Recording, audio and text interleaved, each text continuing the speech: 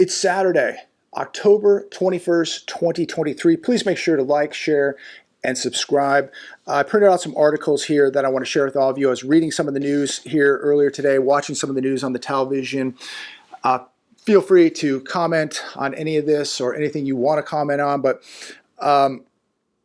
I'm watching things develop over in Israel right now, and they're talking about this invasion taking place maybe this evening here in American time, and just thinking about what's going on over the right now and things escalating. I was reading this article today. China deploys its warships to Middle East over fears Israel crisis could spark World War III. What do you think? Could this lead to World War III? China has deployed its 44th Naval Escort Task Force, 6 ships. We have 2 aircraft carriers over there presently. And so now China's there, a nuclear superpower. America's there, nuclear superpower. Israel, nuclear superpower. Iran probably more than likely has nuclear weapons. We're going to have more and more countries getting involved over there, some of them with nuclear power, nuclear weapons. And so is this going to continue to escalate? I'm asking all of you, comment down below. Do we have the potential to start World War III with what's happening over there? Now look, my heart goes out to the people of the Middle East, the people in Israel, the people, the Palestinians. Both sides are going to lose innocent people. And this all started because a very small, evil group of people did some atrocious things over there. And now people on both sides are going to continue to suffer. More innocent people are going to continue to die because of this, because of a small, evil group of people. And again, the very good people of Israel, the good Palestinians, the women, the children, the people that don't want war, both sides are going to continue to suffer. More lives will be lost because of this. So they're talking that possibly this evening that Israel will start sending in ground troops.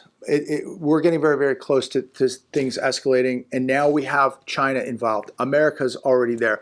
So do you think this can escalate into a bigger situation, a World War III type scenario? What do you think? Comment down below. But this news of China deploying 6 naval ships does not make me feel too good. So this is going to be a complete mess. War is hell. Innocent people are going to lose their lives over something that should have never, ever happened. It's a very, very sad state of affairs, without a doubt. Shifting gears here, the hedge today. Census data shows 871,000 Californians left the imploding state in 2022. Now, many people are leaving the state because of violent crime. Many are leaving because of high taxes. I was watching a video today.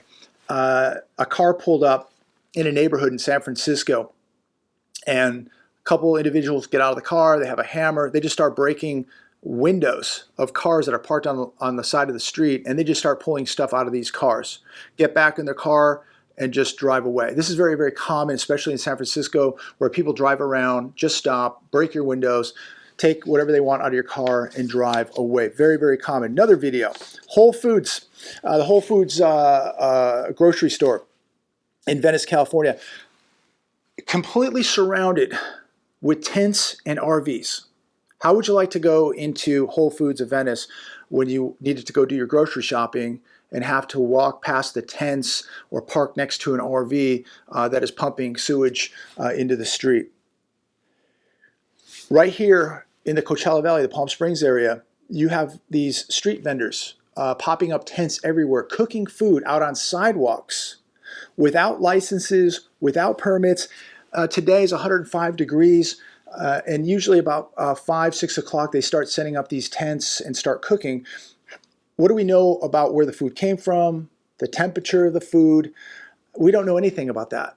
There's nobody enforcing any laws. There's no permits, there's no licensing, nothing. And then they're not paying taxes. So the restaurants around them who have to, obey the laws and the health codes and pay their taxes and pay these huge overheads, they're getting absolutely, decimated by all these vendors now that are popping up all over the desert. It's beginning to look more and more third world like, even out here in the Palm Springs area. Very, very shocking.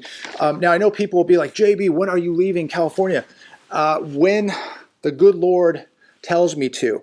It comes down to money, ladies and gentlemen. Remember, I mean, I have obligations here. I have work here. I have family here. It's not that easy just to pick up and move 2,000 miles. I went out to Alabama last year to look around, and now people just think like, well, I should have already been there. The real estate market across America is completely frozen. And I refuse, no matter how bad things are at this point, I refuse to spend 200 or 300% over value to just move today or tomorrow. I'm looking at properties that are up 200 to 300% from 2019. And I'm thinking, what is this based on? Why is this ranch, why did the property go up 225% in the last 4 years? Why? There's no reason. And I just cannot condone doing a business transaction and paying 225 or 250 or 300% over what a property was selling for just 3 or 4 years ago. That makes no sense to me whatsoever. Am I willing to pay a premium to move quickly? Yes. To get out of this high tax state, to get away from the crime? Yes. To have more freedom? Yes, I will pay a premium. But I will not pay a 200 or 300% premium from a property from 2019 or 2020 to today selling for 200 to 300% what it was selling for just a few years ago. I just cannot do that. We're talking about money. We're talking about a 2,000-mile move. People just think that, oh, you could just do that tomorrow. It's $10,000, $12,000 to move. It's a big move, and then we're talking about money. I want the best possible deal that I can get. And if I have to stay here longer in order to wait it out, that's what I'm gonna do. If I bought a house tomorrow and overpaid by 200%, I would be a complete hypocrite, because I sit here every day and tell you not to buy a house, to hold out, to wait. Why would I go and do the opposite of what I'm telling people to do? I would never buy in this market. It is completely overvalued, overpriced, and the sellers are going to come to the realization, whether that's a month from now, 6 months from now, 8, 10 months, whatever. I'm going to wait it out. I don't want to be here. I don't like being here. It's high taxes. It's high crime. I understand, but I'm willing to be patient and wait it out. I've been here this long. If I have to be here another 6 months, 8 months, a year, I'm going to do whatever I have to do. I'm going to get the best possible deal that I can. The best possible deals are probably coming in 2 or 3 years when you're talking to a bank and not a real estate agent. But anyways, I know that there's a lot of people, especially a lot of men, for some reason, who are very concerned about me moving. I find that a little eerie, a little disturbing, that an adult man is so concerned about when I'm going to move. I will move when I'm ready. Now, if you are that concerned about me moving, if you want to start a GoFundMe and you want to donate money to my move so I can make up the difference on these 200 and 300% properties, great. I'm more than willing to take the money. You can donate it, go fund it, whatever you want to do.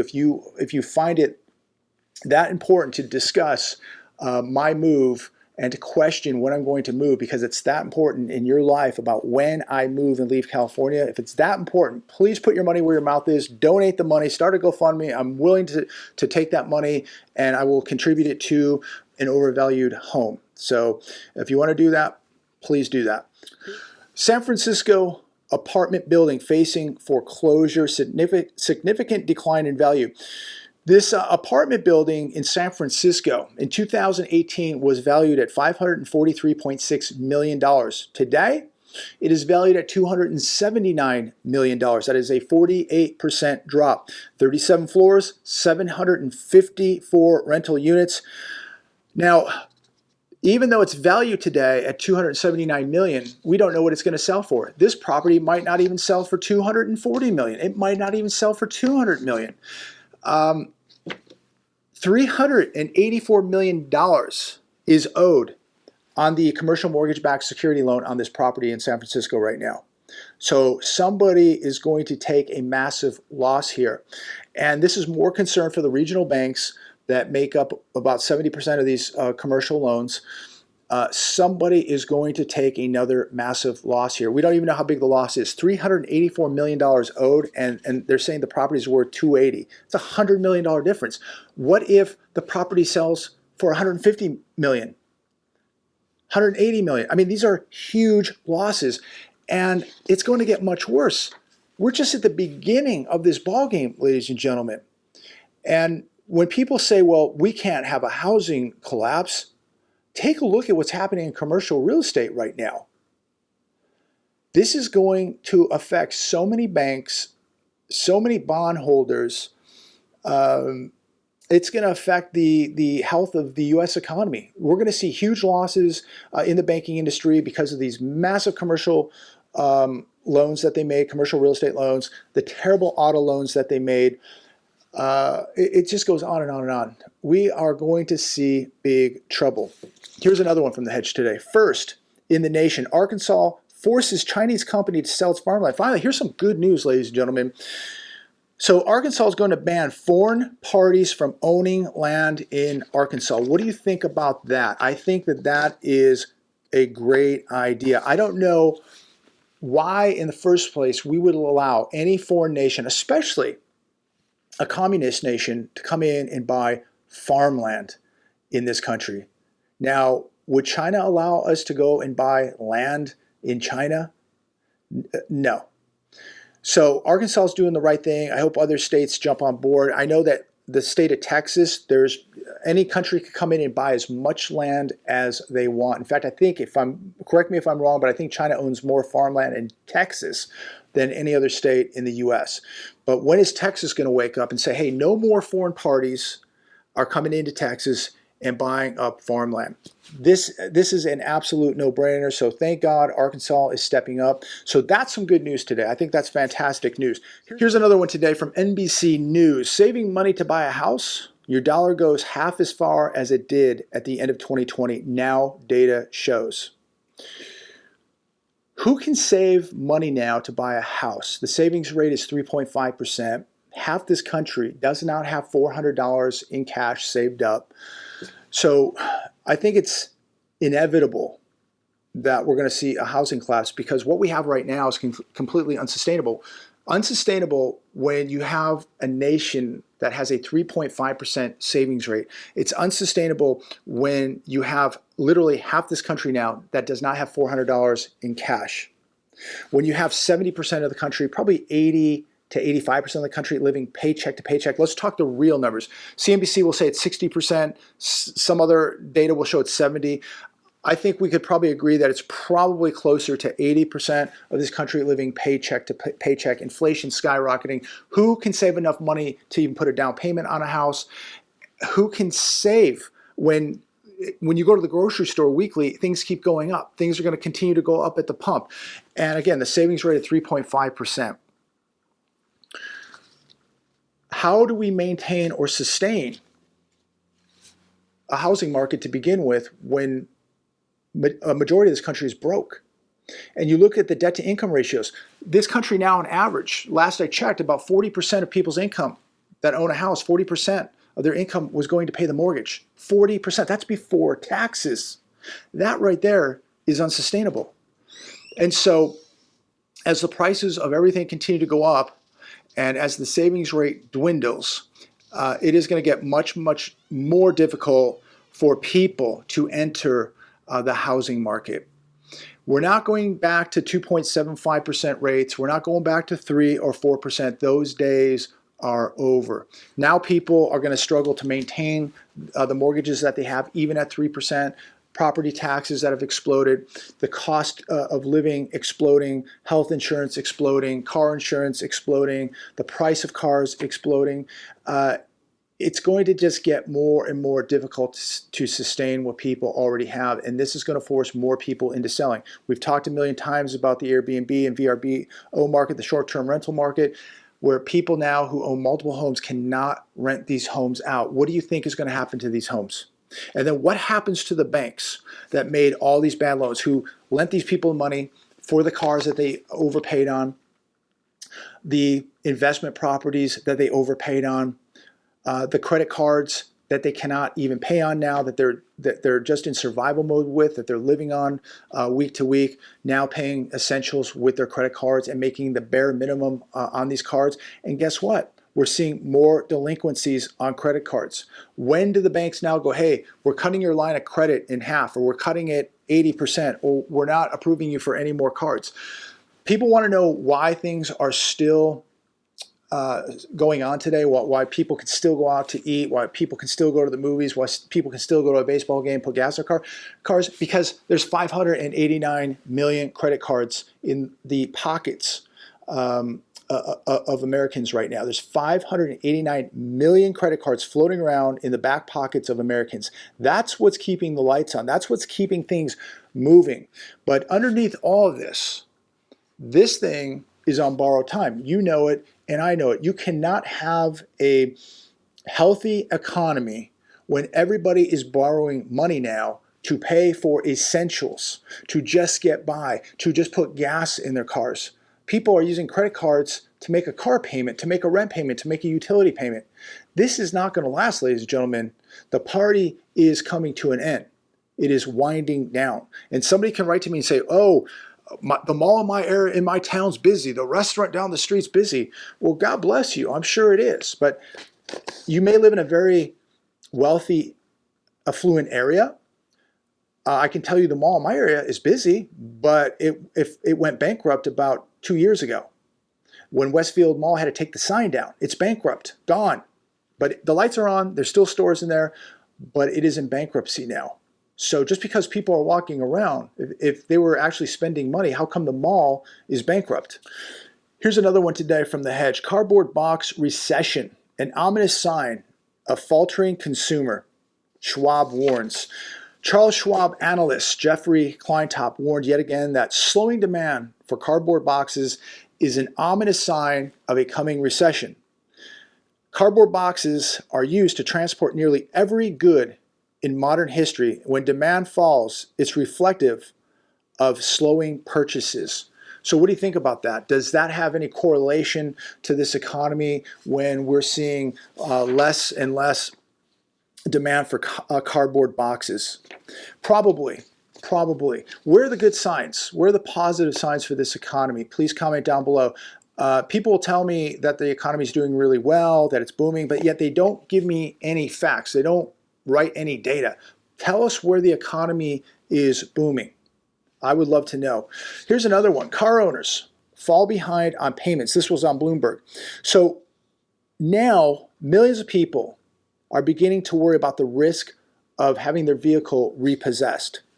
And this is now in the back of the minds of a lot of people in America, as we now have 30,000 cars a day in America, 30,000 being repossessed each day. Does that happen in a normal economy? Does that happen in a booming economy? Talk to any repo man. I don't think they've ever been as busy as they are now. And it's going to get busier. Here's another one today. UBS cutting an additional 10% of Credit Suisse support staff. Wow, things are really, really good, aren't they? So is the banking industry sound? Is it safe? Please comment down below. The global economy appears to be solid, yet UBS is making yet another round of job cuts at Credit Suisse. Now, these cuts will start November 6th. Last year, they bounced 39,000 employees. They have, I think, roughly about 8,000 left, and now they're going to be cutting more beginning November 6th. So is this another reflection of a good, healthy economy? I don't think so. And last article coming from the economic collapse, a financial crisis is here. U.S. banks are closing down hundreds of branches and laying off thousands of workers. Just went by a Wells Fargo today. Sign is gone. The building is empty. The ATM is gone. So what do the banks know that most people don't?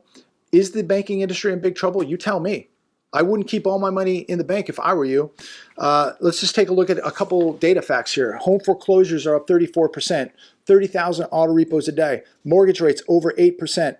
Businesses filing Chapter 11 bankruptcies are up 61% year over year. We're running a $2 trillion deficit. I'm going to leave it there. Have a good weekend. Comment down below. No, the economy is not good. No, the economy is not booming. We are entering, ladies and gentlemen, a very, very serious depression. Let's keep an eye on what's happening in the Middle East. Let's keep an eye on what's happening right here. Keep your head on a swivel. Stay safe. God bless. Have a great weekend.